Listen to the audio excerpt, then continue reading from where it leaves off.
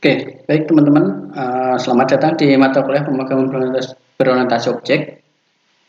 Di sini kita akan belajar tentang interaksi banyak objek, tapi sebelumnya ada beberapa hal yang harus kita pelajari juga, yaitu adalah static variable sama konstan, kemudian h-akses yang kemarin teman-teman pasti banyak bertanya tentang kok ada public, kok ada privat, lalu nanti barangkali ada protected seperti itu. Kemudian mahasiswa mampu membuat overloading, jadi nanti ada cara untuk membuat metode itu bisa lebih dari satu. Itu istilahnya adalah overloading. Kemudian nanti mahasiswa juga mampu menjelaskan keterkaitan atau keterhubungan antar kelas atau objek. Oke, yang pertama adalah static variable dan konstan. Nah, jika kita ingin semua instance of class tadi dia itu berbagi data gitu, atau kita ingin membuat program kita itu memiliki suatu data yang dia itu bersifat sangat-sangat publik, ya nggak cuma sekedar publik biasa, tapi dia sangat-sangat publik, itu kita bisa gunakan variabel statik atau kita gunakan statik gitu. Jadi statik secara sintak kita tulisnya statik. Variabel statis tadi itu menyimpan nilainya untuk suatu variabel tadi di lokasi memori yang umum atau common memory location. Jadi letak penyimpanannya tadi itu diletakkan di umum gitu. Katakanlah gini, misalnya kita sudah membuat kelas ya, satu kelas itu seperti satu gedung ya. Kalau di tempat kita itu gedung H gitu misalnya. Kemudian kelas yang lain itu gedung D. Nah, kita di dalam kelas tadi kan mestinya ada data sendiri-sendiri, ada data juga sendiri-sendiri, lalu juga ada metode yang lain sendiri-sendiri. Misalnya seperti itu. Katakanlah data tadi adalah suatu toilet gitu ya. Misalnya di gedung H itu punya toilet sendiri, lalu di gedung D itu punya toilet. Yang bisa pakai toilet tadi itu kan ya cuman yang ada di gedung H, kalau misalnya itu toiletnya ada di gedung H yang tadi. Kemudian yang gedung D itu juga yang bisa pakai ya cuman yang mereka yang ada di gedung D. Tetapi di luar dari gedung D dan gedung H itu ada satu lagi ruangan di mana itu menyediakan toilet umum. Jadi toilet umum ini bisa digunakan oleh orang-orang dari gedung H atau orang-orang dari gedung D. Lah, satu gedung sama toilet yang tadi berdiri sendiri tadi itu kita bisa ibaratkan itu lokasi memorinya. Jadi lokasi memori untuk satu gedung sama lokasi memori untuk gedung yang D itu ya, gedung H dan gedung D. Lalu satu memori lagi yang dia diletakkan di memori umum yang dapat diakses oleh semua kelas, yaitu yang toilet umum tadi, seperti tadi. Nah, karena lokasi ini umum, sehingga jika salah satu objek merubah nilai dari toilet tadi, dari variabel statik tadi, maka itu akan berpengaruh. Jadi seandainya kalau ada orang yang mengotori toilet umum tadi dari gedung dari gedung D, kemudian orang dari gedung H itu mau ke sana, pasti toiletnya sudah kotor, kayak gitu. Makanya kalau salah satu dari objek tadi merubah nilai dari variabel status itu, maka semua objek itu akan terpengaruh gitu. Ketika dia akan mengakses nilai dari variabel status tadi. Yang lain adalah kita bisa memanggil variabel tadi itu tanpa harus membuat instance. Nah, ini contoh yang paling sederhana. Contoh yang paling sederhana ketika kita membuat main. Main itu meskipun dia nanti diletakkan di suatu kelas, katakanlah nama kelasnya adalah tes, di dalamnya itu ada metode main. Metode main itu sendiri itu letaknya itu tidak dalam satu memori dengan tes. Yang tes itu ya di memorinya si tes, kemudian yang si main tadi diletakkan di memori umum yang sebetulnya itu bisa diakses di mana-mana. Itulah alasan kenapa kita harus berikan statik ketika kita membuat main. Dan alasan juga kenapa dalam serangkaian program yang kita buat hanya ada satu main. Atau dari serangkaian file yang kita buat tadi hanya ada satu main. Karena main itu sendiri letaknya itu di luar dari kelas yang ada. Jadi dia letaknya di memori yang umum. Sehingga semua kelas itu dapat mengakses metode main tadi. Nah, kita coba lihat di sini. Kita punya variabel double radius. Ini kan miliknya si circle with static member. Kemudian kita punya variabel static integer number of object, di mana ini lokasinya berbeda dengan yang di radius ini, berbeda dengan yang di kelas circle with static member ini. Jadi dia letaknya di memori yang umum. Di dalam konstruktor si circle with static member itu kita mencoba melakukan increment number of objeknya ini. Kita coba lakukan increment number of objeknya ini.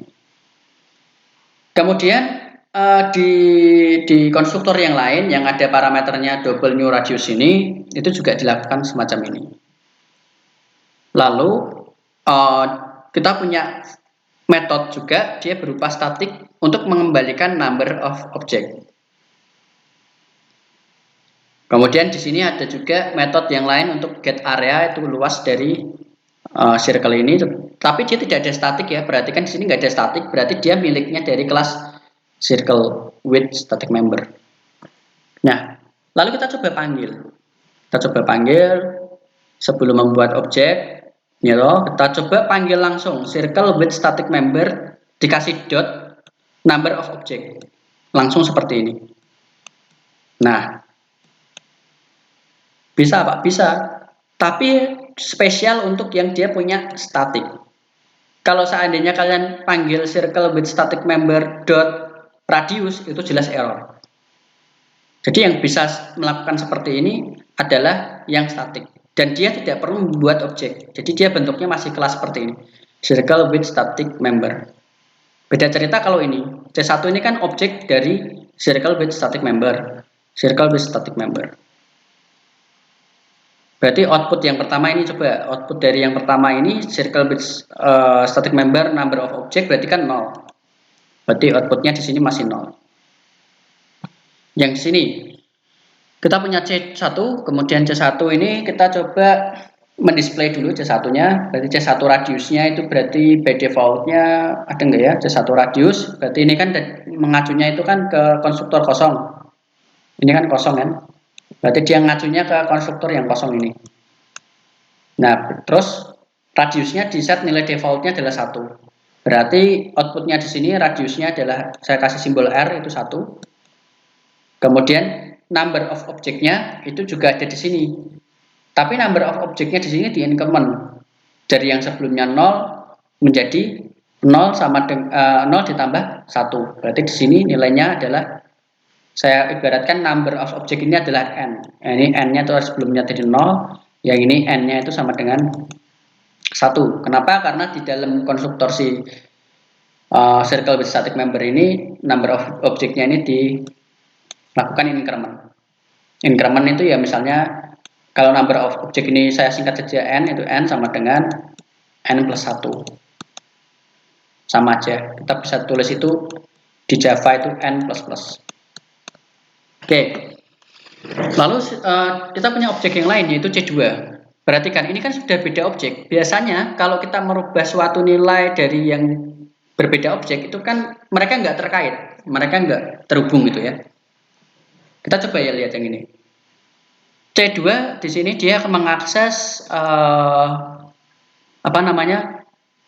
konstruktor yang ada parameternya 1, yaitu nilai 5 ini. Sehingga yang akan diakses oleh dia itu yang konstruktor yang sini. Sorry. Konstruktor yang ini.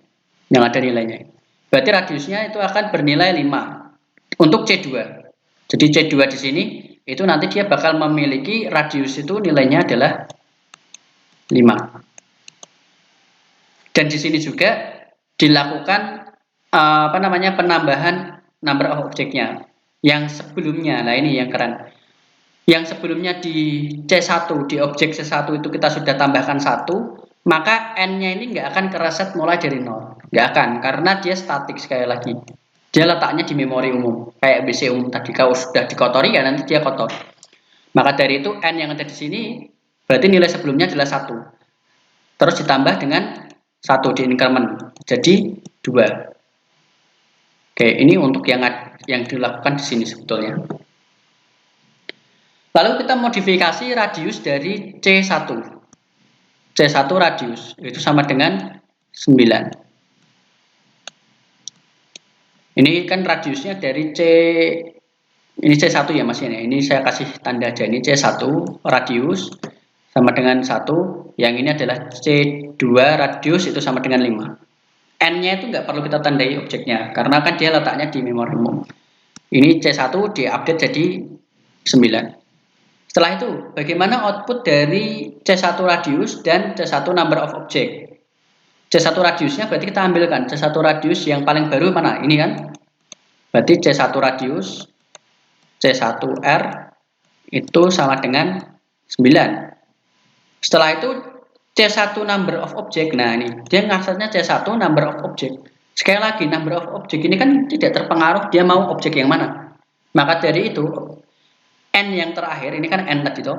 N yang terakhir itu berapa? Di sini kan 2. Berarti di sini adalah hasilnya 2. Bukan yang atas ini 1. Karena sekali lagi, dia nggak terpengaruh mau dia dirubah ke objek yang lain, C3, C4, dan sebagainya itu nggak akan terpengaruh. Intinya kalau itu dirubah oleh apapun, siapapun dia objeknya, maka nilainya pun juga akan berubah. Makanya di sini N itu tetap N2 yang terakhir. Yang tadi dirubah saat kita membuat instance dari C2. Saat kita melakukan instance dari C2.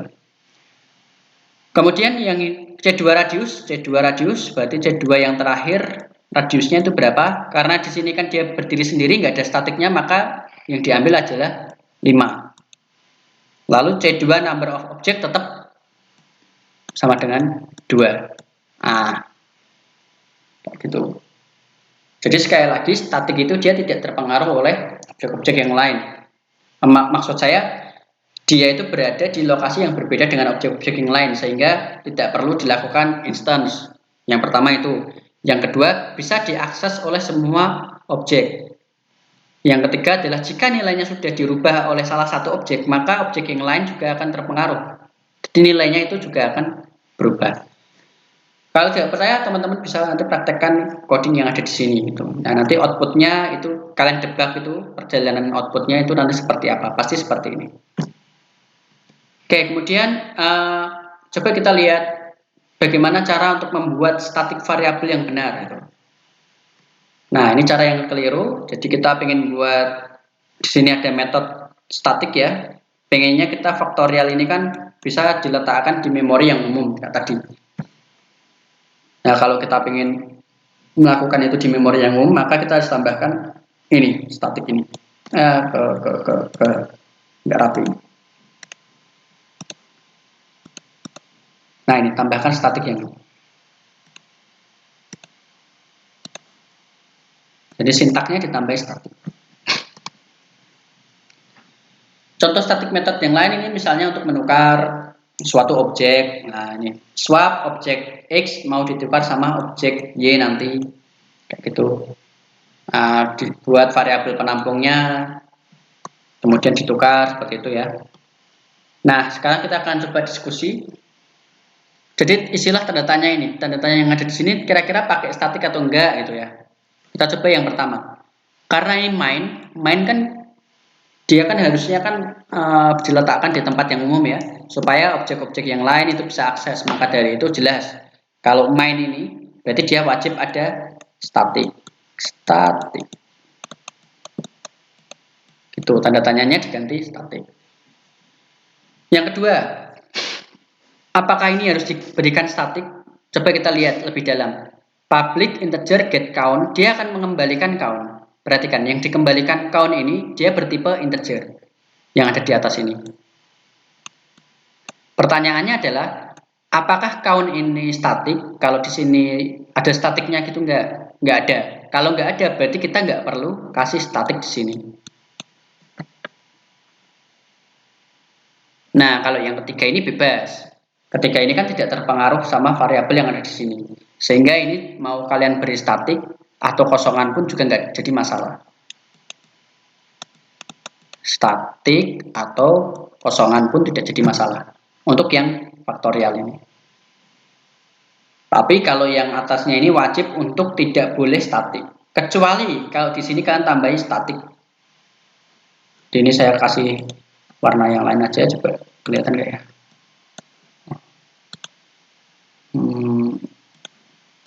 Nah ini, misalnya integer count-nya itu jadi static,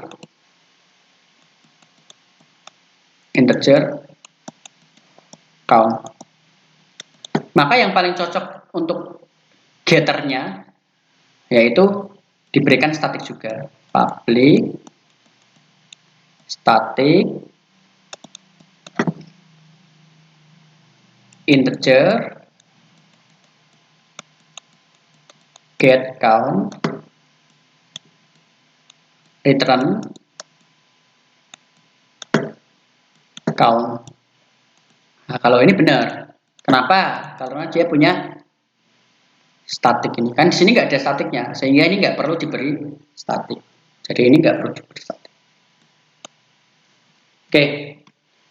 Berikutnya adalah tentang hak akses.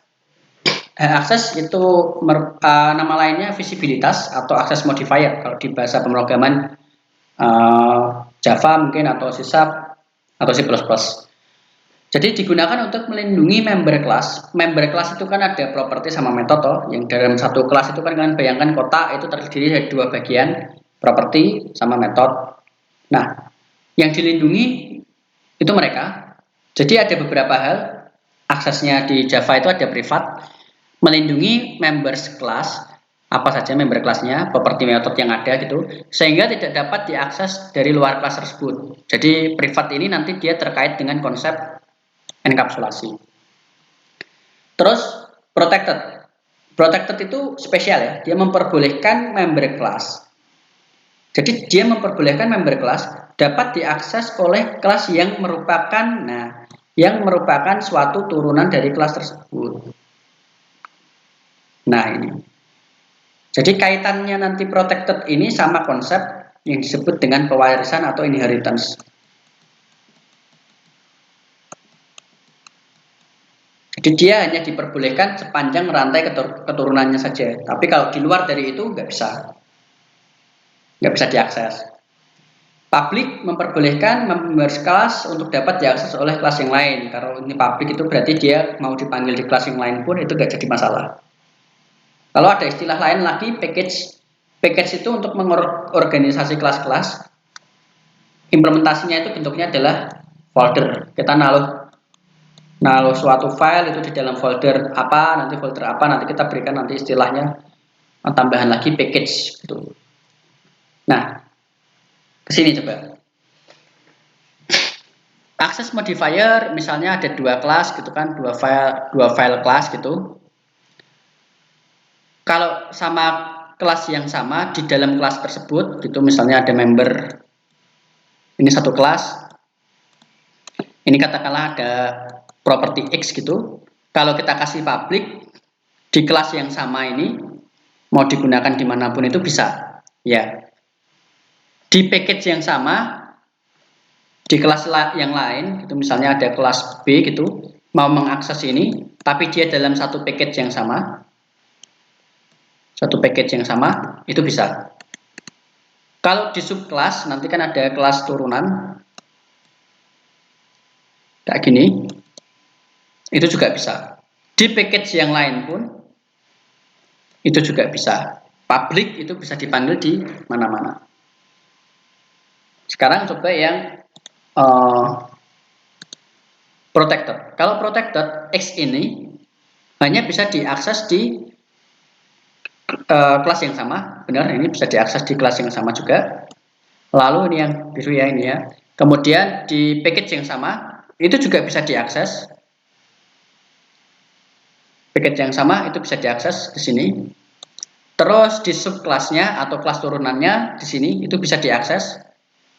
Tapi kalau di beda package, misalnya di sini nanti ada kelas yang lain gini, mau mengakses ini nggak bisa. No, dia nggak bisa.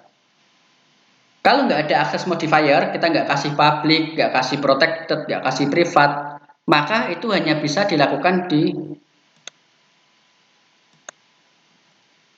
sama kelas yang sama dan package yang sama. Nggak akan bisa dilakukan di beda package. Atau yang turunannya pun juga nggak akan bisa dilakukan. Kalau di Java seperti itu. Di bahasa pemrograman yang lain beda, jadi aturannya berbeda. Kalau privat, ya ini cuma bisa diakses di Ini yang merah ya. Kalau privat, ini yang hitam gini ya. Kalau privat berarti ya cuma bisa diakses di sini aja. Di kelas yang sama aja. Dia nggak bisa diakses di mana-mana. Seperti itu. Jadi itulah kenapa kita kalau membuat kelas itu kan kadang saya kasih public atau kasih tidak ada access modifier, karena pada dasarnya kan kita mau buat itu di dalam satu package. Jadi tidak masalah kalau kalian mau buat public atau tidak ada access modifier. Tetapi kalau itu kalian pengen bisa diakses di luar package juga, maka saya sarankan untuk menambahkan public ketika membuat kelas. Oke, ini yang salah, desain yang keliru. Di sini kita punya kelas C, kemudian kita punya variabel X, dia sifatnya privat. Berarti X ini kan bisa dilakukan bisa dipanggil di dalam sini. Bisa dipanggil juga, ya kan ini bisa dipanggil di sini, lalu dia bisa dipanggil juga di sini. Nggak masalah, kan dia dalam satu kelas yang sama. Tetapi yang jadi masalah kalau seandainya mainnya ini itu dia berada di kelas yang lain, katakanlah ini kelas tes, mainnya ini nanti dipindah di kelas tes ini, yang akses langsung ke X itu akan jadi error. Misalnya c.x kan berarti kan dia kan akan memanggil X yang ada di sini toh. Karena di sini adalah privat dan ini beda file, maka dia nggak bisa. Yang baris ini akan jadi error. Seperti itu. Begitu juga yang metodenya, karena metodenya di sini kan dia sifatnya adalah privat, kita berikan privat, maka tidak bisa diakses di luar dari kelas C ini. Maka ini kan sudah beda file soalnya, makanya ini juga error. Nah, itu. Tetapi kalau kalian meletakkan mainnya itu di dalam dari kelas C, itu nggak akan jadi masalah. Kalian kasih privat itu nggak akan jadi masalah, manggil seperti ini nggak apa-apa. Tapi kalau kelas mainnya itu diletakkan di luar dari kelas C, yang terjadi adalah error. Oke, next. Berikutnya adalah overloading. Jadi overloading itu apa? Jadi memperbolehkan kita memiliki beberapa metode atau konstruktor. Sebetulnya kita sudah terapkan kemarin di konstruktor.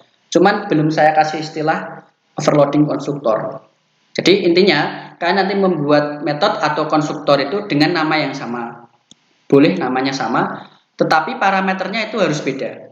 Harus berbeda itu bukan berbeda cuman sekedar namanya saja, tetapi berbeda di sini itu tipenya itu berbeda. Nah, nanti ada konstruktor overloading sama metode overloading. Kita coba lihat. Mau metodenya statik atau non statik itu nggak masalah. Nah, ini contohnya yang overloading konstruktor. Beda itu seperti ini. Integer num 1. Nah, ini kan tadinya kan nggak ada parameternya. Ini sekarang ada parameternya. Terus beda juga ini misalnya yang untuk overloading method kita punya void display, di sini juga punya void display sama, tetapi parameternya itu tipenya berbeda. Char integer kayak gini. Yang tidak boleh itu gini. Misalnya saya buat sama public void dis gitu sama kayak di atas. Tetapi di sini saya tulis integer A kayak gini. Ini nggak boleh. Karena di sini kan sudah ada integer, ini juga ada integer. Ini nggak boleh. Kalau mau nambahin boleh, misalnya ini integer A, integer B, itu boleh. Tapi kalau ini sama-sama integer, terus cuman beda tipenya aja, beda nama parameternya saja, tanpa beda tipenya, itu akan jadi salah. Kayak gitu. Ini contohnya overloading di metode, ini contohnya overloading di konstruktor. Nah, yang terakhir kita akan belajar yaitu keterhubungan antar kelas. Yang pertama adalah keterhubungan asosiasi. Jadi asosiasi itu keterhubungan umum ya. Misalnya di sini ada dua kelas, itu ada student sama faculty. Terus ada course juga. Ada 3 kelas di sini. Misalnya antara student sama course, itu kalau asosiasi dari mereka itu kan berarti kan akan diambil ya, student akan mengambil course atau mengambil mata kuliah, itu kan. Nah, keterkaitan tadi dihubungkan kalau asosiasi itu gambar di kelas diagramnya itu ada garis lurus. Ini bintang itu semua banyak itu intinya 5 sampai 60 itu ada beberapa. Cara bacanya gini. Ada 5 sampai 60 mahasiswa dapat mengambil banyak mata kuliah. Ada 0 sampai 3 mata kuliah diajar oleh dosen. Fakulti di sini misalnya dosen. Gitu. Hanya oleh satu dosen. Oke. Jadi kalau asosiasi gambarnya cuma garis lurus kayak gini toh. Berikutnya, implementasi kode asosiasi. Jadi implementasi dari yang ini itu ya. Ya, misalnya kita buat kelas student. Setelah itu nanti di dalamnya ada course. Dia bentuknya list. Array di sini kita pakainya. Array list, array di sini dari kelas course. Lalu di kelas course dia juga manggil student. Di kelas course juga manggil fakulti sebagai tipenya. Di kelas fakulti nanti bisa manggil course. Pertanyaannya, bagaimana cara mencoba untuk asosiasi kita itu berhasil atau tidak, Pak? Caranya adalah menyelesaikan semua kelasnya dulu, jangan cuma satu-satu toh. Nanti kalau satu-satu toh, yang course ini belum dibuat, otomatis error. Makanya tiga-tiganya ini harus diselesaikan secara bersamaan, ya nggak bersamaan gantian gitu. Selesaikan dulu student, nanti habis itu course, habis itu fakulti. Setelah itu baru bisa kita uji di main. Kita panggil studentnya, kita buat instance dari studentnya, course sama fakulti. Kita coba mereka panggil add student di dalam course, nah kayak gitu, add set faculty di dalam course itu bisa nanti. Berikutnya adalah agregasi. Ini adalah bentuk yang lebih khusus daripada yang tadi. Agregasi itu maksudnya adalah gabungan. Kemudian gabungan yang bentuknya tadi adalah mewakili hubungan kepemilikan antar dua objek. Sebuah objek dapat dimiliki oleh beberapa objek agregat lainnya. Kemudian jika suatu objek tadi eksklusif dimiliki oleh sebuah objek yang diagregasi tadi, hubungan tadi itu disebut dengan komposisi. Jadi hanya eksklusif dimiliki oleh si objek tadi itu disebut dengan komposisi. Bedanya komposisi itu ada kotaannya ini merah, hitam seperti ini. Kalau agregasi itu kotaannya ini kosongan seperti ini. Jadi ada diamonnya seperti ini. Misalnya seorang siswa itu memiliki nama. Nama ini kan hubungannya itu kan komposisi kan. Jadi antara mahasiswa dan nama itu kan nggak mungkin dia beda-beda. Artinya satu mahasiswa ya cuman satu nama itu secara umum itu. Maksudnya secara khususnya itu satu nama itu, meskipun nanti ada nama yang berbeda. Atau ganti aja lah, jangan nama NIM. Ya mahasiswa sama NIM ya cuma NIM itu aja. Kayak gitu. Yaitu hubungannya itu berarti komposisi. Tetapi kalau alamat bisa jadi kan mahasiswa tadi memiliki satu alamat yang sama. Satu alamat yang sama itu katakanlah dia ngekos gitu dalam satu kos itu kan dia punya alamat yang sama. Nah, maka itu disebut dengan agregasi. Bukan komposisi. Keterkaitan antara si mahasiswa dengan alamat tadi itu adalah agregasi. Seperti itu logikanya. Lagi-lagi implementasinya bagaimana? Implementasinya ya mirip sama ya sebetulnya sama asosiasi tadi, nggak ada bedanya. Hanya saja ketika nanti membuat desain dari kelas diagramnya itu dibedakan supaya yang orang bisnis yang membaca ini akan mengerti bahwa oh ini tuh keterkaitannya adalah komposisi, oh ini keterkaitannya adalah agregasi gitu. Tetapi kalau misalnya itu keterkaitannya secara umum cuman garis gini toh ya mereka akan tahu bahwa itu adalah asosiasi. Seperti itu. Oke, begitu yang dapat saya share ke kalian itu yaitu terkaitan antar kelas. Mungkin tadi lebih banyaknya ke teknis untuk statik, kemudian teknis untuk apa tadi H-akses dan teknis untuk overloading method. Berikutnya nanti asosiasi ini kita teman-teman nanti akan mencoba di praktikum gitu cara untuk membuat asosiasi itu bagaimana, cara untuk membuat itu bagaimana. Itu saya terangkan di kemudian ketika nanti praktikum. Terima kasih. Sampai jumpa di lain pertemuan.